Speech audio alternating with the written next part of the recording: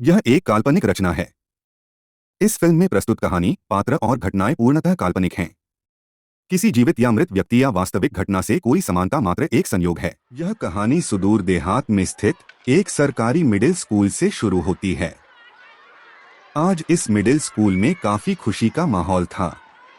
बच्चे, शिक्षक, शिक्षिकाओं एवं अन्य कर्मचारियों के साथ साथ मिड डे मील तैयार करने वाली विमला भी काफी खुश नजर आ रही थी। आज से पूरे 30 दिनों के लिए स्कूल में गर्मी की छुट्टी जो शुरू हो रही थी। दोपहर 2 बजे के करीब बच्चों ने मिड डे मील खा लिया था। सारे बच्चों द्वारा खाना खा लेने के बाद विमला भी स्कूल किचन की साफ सफाई लगभग पूरी कर चुकी थी। उसने स्कूल छुट्टी होने से तकरीबन 30 मिनट पहले ही हेडमास्टर सर से कहकर घर जाने की आज्ञा ले ली थी। 4 बजते ही प्यून रामफल ने छुट्टी घंटी बजा दी थी।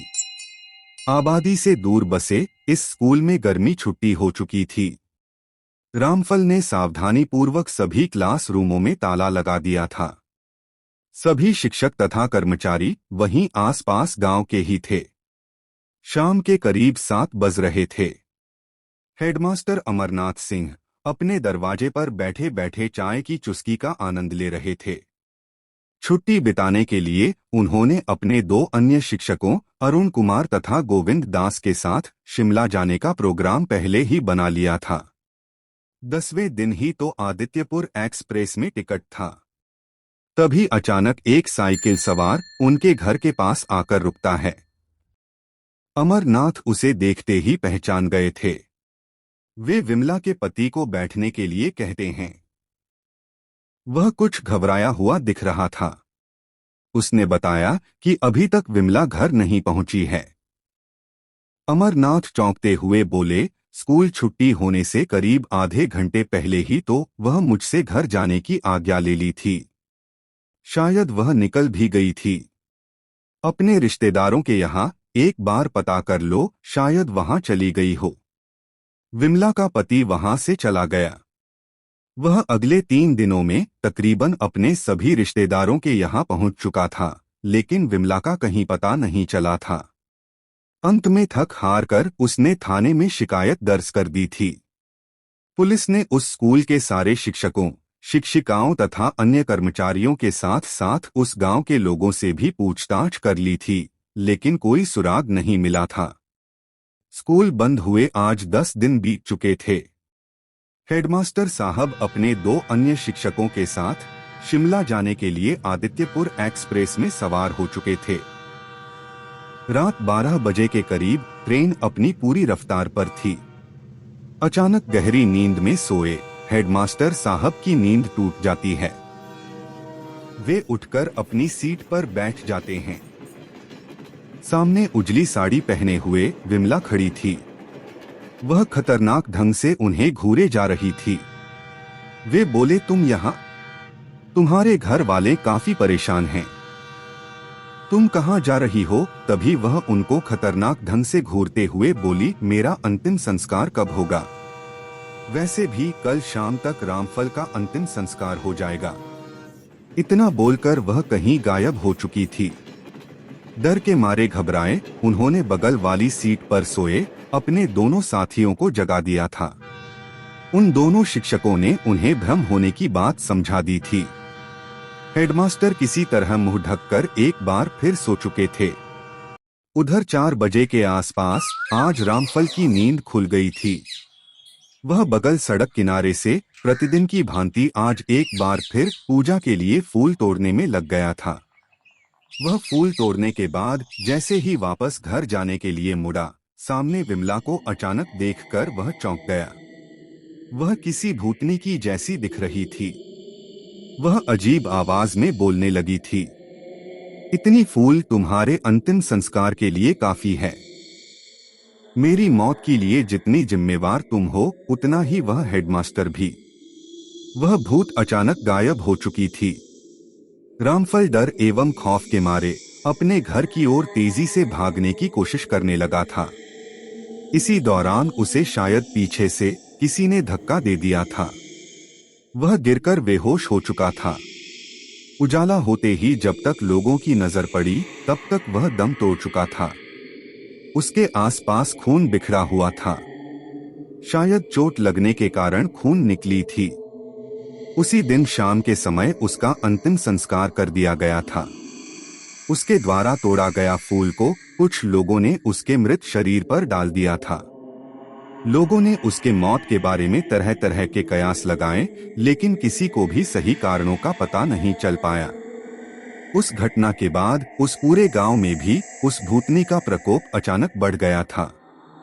एक दिन शाम के वक्त कुछ लोग एक पेड़ के नीचे ताश खेल रहे थे। तभी वह भूतनी अचानक प्रकट होकर बोलती है, मेरा अंतिम संस्कार कब होगा?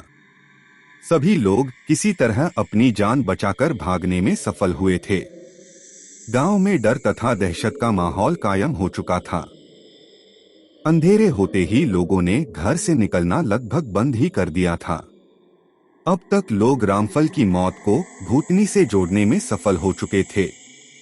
अब तक वह भूतनी उस गांव के करीब 10 लोगों के सामने प्रकट होकर वही प्रश्न पूछ चुकी थी।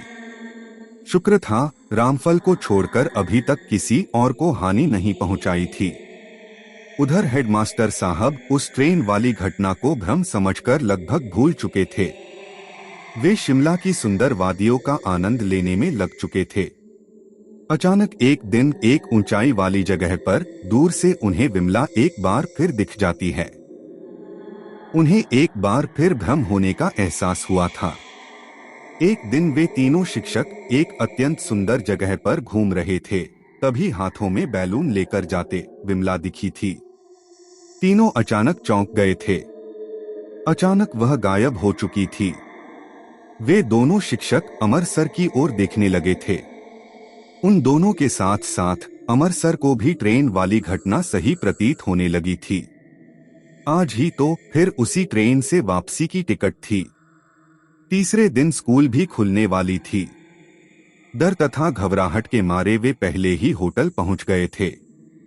होटल पहुंचते ही वे लोग अपने अपने सामानों की पैकिंग में लग गए थे। एक अज्ञात भय से वे लोग ग्रसित हो चुके थे। तीनों अपने अपने सामानों के साथ होटल के काउंटर पर पहुंच गए थे। तभी हेडमास्टर के मोबाइल की घंटी बज उठती है। हेडमास्टर ने फोन तुरंत उठा ली थी। उधर से किसी ने पिछले दिनों रामफल की हुई असामान्य मौत के बारे में बताने के लिए फोन किया था। यह बात सुनते ही घबराहट के मारे हेडमास्टर के हाथों से मोबाइल नीचे गिर गया था। मोबाइल उठाकर वे अपने पॉकेट में डाल लेते हैं। तभी रिसेप्शनिस्ट ने बिल थमा दी थी। बिल चुकाकर वे बाहर निकल गए थे। प्लेटफॉर्म पर वे ट्रेन खुलने के समय से 3 घंटे पहले ही पहुंच गए थे।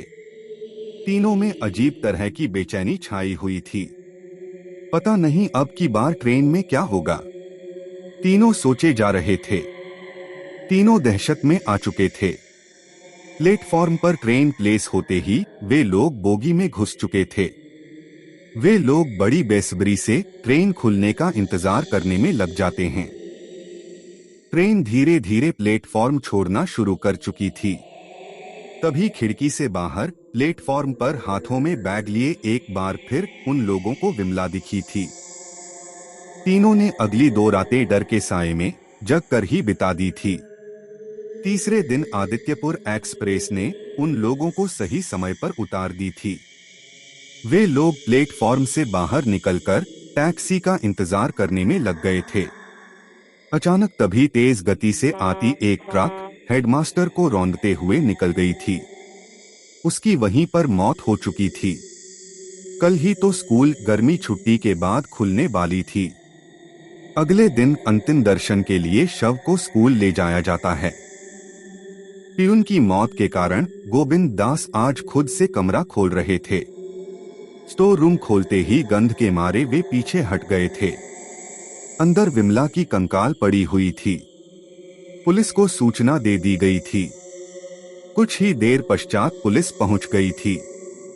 स्कूल में लगे सीसीटीवी कैमरा के फुटेज को खंगालने में पुलिस आते के साथ जुट चुकी थी। पहली फुटेज में छुट्टी वाले दिन 3:30 के आसपास विमला हेडमास्टर से बात करने के बाद बाहर जाती दिख रही थी। एक अन्य फुटेज में वह एक बार फिर अंदर स्टोर रूम में घुसते दिखती है। स्टोर रूम के अंदर वाले सीसीटीवी कैमरा के फुटेज में वह चक्कर खाकर गिरकर बेहोश होते दिखती है। एक और बाहर वाली सीसीटीवी कैमरा के फुटेज में हेडमास्टर साहब छुट्टी हो जाने के कारण जल्दबाजी में उस स्टोर रूम में रामफल से ताला लगवा रहे थे। शायद हेडमास्टर साहब की जल्दबाजी के कारण दूसरे क्लास की तरह इस रूम को अंदर जाकर रामफल चेक नहीं कर पाया था। दोनों डेड बॉडी को पुलिस ने पोस्टमार्टम के लिए भेज दी थी। पोस्टमार्टम रिपोर्ट में विमला की मौत का कारण हार्ट अटैक बताया गया था। दोनों लाशों का एक ही दिन अंतिम संस्कार कर दिया गया था। उसके बाद से विमला वाली भूतों से लोगों को छुटकारा मिल गया था। अंतिम संस्कार के बाद शायद उसकी आत्मा को मुक्ति मिल गई थी।